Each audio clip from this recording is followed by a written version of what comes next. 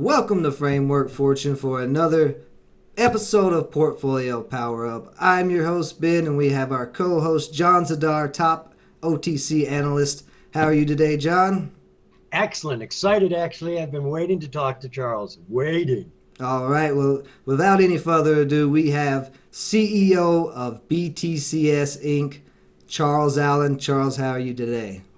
I'm great. I really appreciate you guys having me on your show today. Oh, absolutely. We appreciate you coming and joining the show and getting your message out here on the channel to all these potential investors and people who may not even know about crypto yet. So, you know, Yeah. what is it that BTCS does? You take the lead on this. Let us know, what you're about. Okay, great. So BTCS, we're actually the first U.S. public company focused on blockchain technologies and digital assets and cryptocurrencies. So we actually went public in 2014. We were extremely early, I would say probably too early, and tried our hand at a few things. Actually, the first U.S. public company to mine Bitcoin, and we recently shifted to staking Ethereum, and we're basically looking to secure disruptive proof of stake and other blockchains that we believe Web 3.0 will be built on top of. So right now, Ethereum, we plan to stake Cardano by the end of this month, and then build out a staking as a service platform. And we're also working on some other software development, and then hold digital assets on our balance sheet as well. So we're pretty excited about where the company's going, and knock on wood, we'll be uplisting to the Nasdaq hopefully this quarter or next, assuming they'll have us. So that's the high level on the company. Yeah, and you're almost there. You have all of the things that you need to uplist to the Nasdaq, except for that stock price. So that's kind of like your only hurdle right now, is just trying to get investors. Unless you found a CFO already. We're far along in the process. We haven't announced anything. We had probably had 3,000 people look at the profile. Over 100 people applied. I've interviewed 13, and we're down to about 4 or 5 candidates. So that process is coming along. We have nothing to announce. No offers have been made. But it's been a big priority, and it's a time-consuming process to find the right person. Right, it's someone that's going to be whoever we bring on is going to be critical to the success of the company. So I agree. You've got an outstanding team as it is right now. I'm really impressed. Each one of you seem to be an expert in what you do, and the diligence and perseverance of the teamwork has just been outstanding. And this last, 18 months, your culmination of your hard efforts has really shown to pay off. So I'm quite excited to see where you're going to go with it. Yeah, and you just added Charlie Lee, the inventor of Litecoin, to the board. So, that's something that a lot of other companies like your competitors don't probably have an inventor of a cryptocurrency on their board. That's kind of a big thing. I mean, his experience, I would expect, would go a long way. I mean, what's your plans for him, or his kind of role of what he's doing on the board of directors? So when we were looking to broaden out the board, right? We've had David Garrity on the board for a couple of years now. He was a former CFO of Interclick, a Nasdaq listed company. So there are really 3 kind of pillars we were looking to achieve. One was someone with great financial experience. So David was already on the board and had that. We wanted someone with a great technical understanding of blockchain technologies, and that's something that a role of Charlie really fits well. Yeah. And then the third was someone with good legal expertise, right? And that's Carol Van Cleef. Now, technically, she can't act in a legal capacity as an independent board member, but having someone where we can get advice and be pointed in the right direction is I think critical, right? Someone with technical expertise, someone with financial expertise, and someone with kind of the legal expertise is really a good combination for a company that's focused on really the bridging of technology and finance. I mean, that's what blockchains are. It's the bridging of technology and finance, and those 3 things are, I think, the most important. And so compared to a lot of our peers, that was my core focus when we were building out the board, is to really get the best experience we could for the company for the long-term growth. Yeah, I would say you did that. I'd say you've accomplished that goal, and if you get somebody in that CFO position with some experience, you guys will be ready to go. But back to the uplisting, that was all the hurdles, though, right? The last hurdle is just getting to that price. So you're kind of trying to figure out how to get there. Well, it's a process, right? I think, the best way to look at, uplisting to an exchange is like joining a country club, right? It's they want you there. They want more companies because members pay fees, right? It's like 3 or 4 times more expensive to be listed on the Nasdaq, for example, than it is to be on OTC markets on the QB level. With that said, they don't you don't want to be like what's a good example? You don't want to be Rodney Dangerfield, right? When you're applying to get into the club, you want to be, if I may use an analogy, you want to be like Chevy Chase, right? You want to be that clean cut, company that's not going to get, tossed off. So, when we started this process, we didn't even apply till about 2 weeks ago when we filed our 10Q. We wanted to make sure all of the numbers that were required for the initial listing requirements were met in a 10Q that had been reviewed by our auditors and filed with the SEC. We could have done it earlier, but then we have the whole analysis of, okay, do we have shareholders' equity? What's that going to look like? We wanted to put our best foot forward, so we waited until we filed our Q. We filed our application. We've already responded to the first round of questions, and so it's a process. We've been advised it could take 4 to 12 weeks. We've responded to the first round of comments, and we'll see. Right, there is the I wouldn't even call it the stock price issue. At the end of the day, we need a $4 stock price to get onto the Nasdaq. Hopefully, the company can get there organically if there's enough interest. If not, that's up to us. Yeah. Well, no, it is what it is, right? The other alternative is we can do a reverse split. As much as I don't like doing that, investors typically don't like that. I think it's a little different when you do a reverse and the stock holds for, I think it's required 5 days, and then you uplist. I think that's very different than the reason most OTC companies do reverse splits, which is to issue more equity, right? Yeah. So now, what kind of split are you talking about? Like, I'm just trying to get an idea with the current float. Your current float's like what, 50 million, 55 million, I think.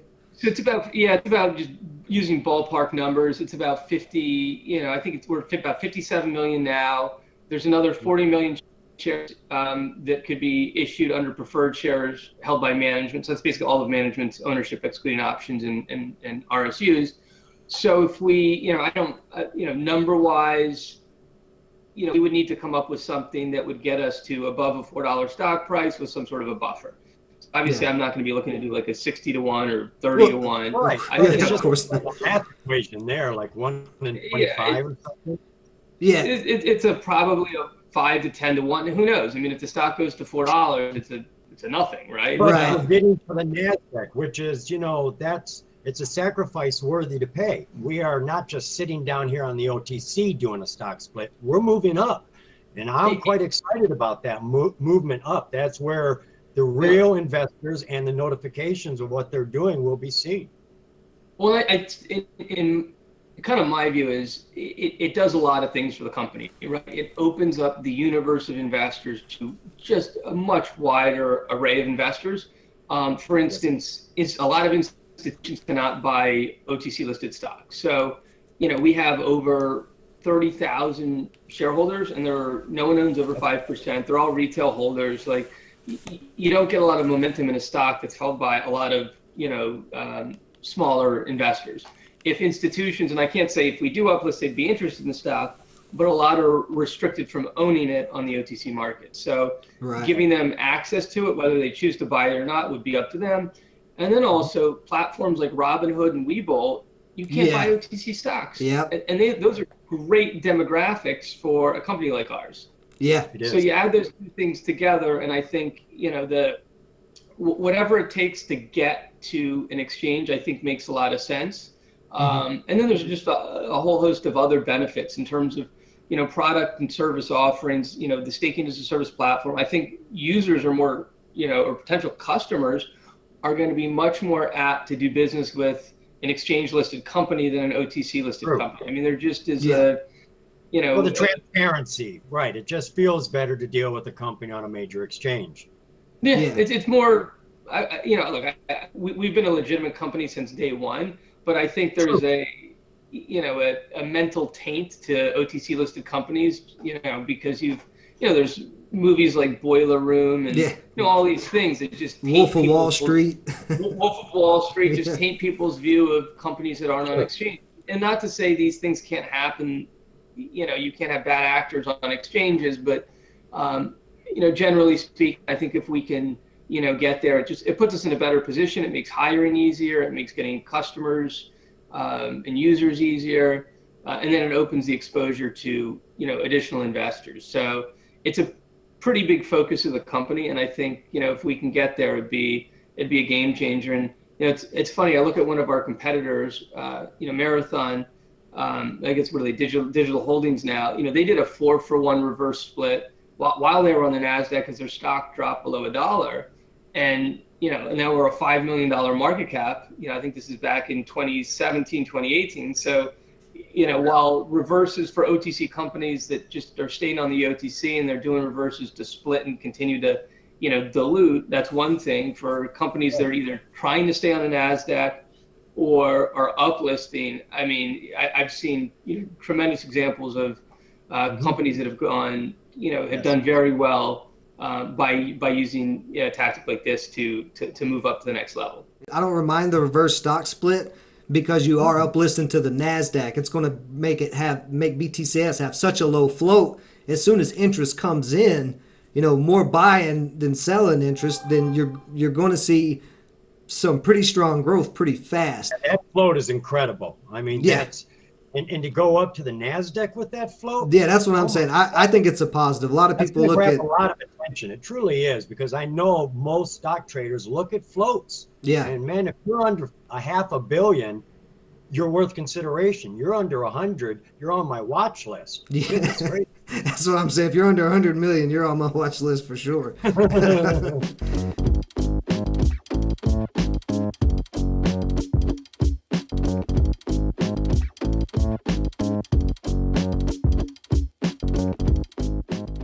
I like to talk about that platform some too.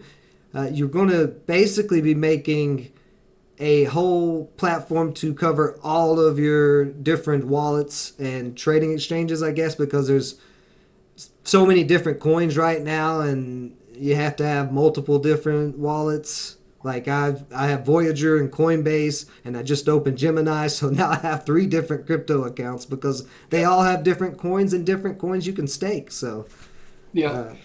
And so we're actually working on 2 different software platforms that are being, right. And we have 2 different groups kind of developing them. And so the first is the staking as a service, mm-hmm. right? And the thought process there is, it's like we're staking Ethereum right now. We're running 240 nodes. That's generating revenue based on what we, publicly disclosed. We did not a huge amount, but 72,000 revenue for the first quarter, and we've done 192,000 for the first 6 weeks of Q2. That's what we've publicly put out there. What I find much more interesting is to move beyond just Ethereum, move into Cardano, we're looking at PolkaDot, Tezos, Algorand, so a bunch of we would call disruptive, proof of stake blockchains, but really ones where we can run effectively a pool. And Cardano is a great example. We can basically spin up a pool. Others can delegate their assets to our pool. We don't actually take their private keys. We don't take their money, I guess is the best way to think about it. They're just like delegating us their kind of ability to stake without actually, taking their tokens. And then we're generating more revenue because we effectively get the benefit of what they've delegated to us, right? And they get a payout. And the interesting part is the network actually pays them. So we don't actually even pay them in a Cardano example. So we don't take their money, and we're technically not the one paying them. And where this gets really interesting is, in this kind of delegated proof of stake, is it becomes very regulatory light, right? We don't have to register with FinCEN. We don't have to do KYC, AML. And so the goal is to really make this turnkey, right? Where if someone wants to stake their Cardano, for example, like what do? You have your Cardano with Kraken. You could stake through them. They're going to charge you 15%. We'd obviously, our plan would be, to be competitive. But, as opposed to doing it at an exchange, if you want to control your own money, so you take it to your own wallet, so it's not at an exchange. But if you create an account in our platform, and it would connect, and it would have basically give you access and or directions on how to stake these different tokens. And then it would give you data analytics for that, right? It would show you your return, your profit, and kind of aggregate all that information in one place. So that's the staking as a service platform. So one, we could basically use other people's money to, without actually taking it, to increase our own revenue and give a useful platform where people can kind of monitor and see the performance of what they're doing. The other platform we're doing, which is going to be initially separated, is the data analytics platform. And what we kind of realized there was a lot of people have different crypto accounts. Like I have Coinbase, Gemini. I mean, I've got a laundry list. The company has some. I have other different ones. But what happens is, so many times I'll want to look at my portfolio and say, okay, what do I have in there, right? And I'm not actually trading it. I just want to check the balance, see how I'm doing. And most of the accounts show you just your balance over time. Here's your balance at a week, a month, a year. But what if you put in $1,000 a day every day for the last 30 days? How are you doing? It gets very hard to determine, are you making money or losing money? It'd be really easy if you said, hey, I started the year and I put $100,000 in, and then at any point you can look at it and you can see, I know my return at this point. I'm up or I'm down.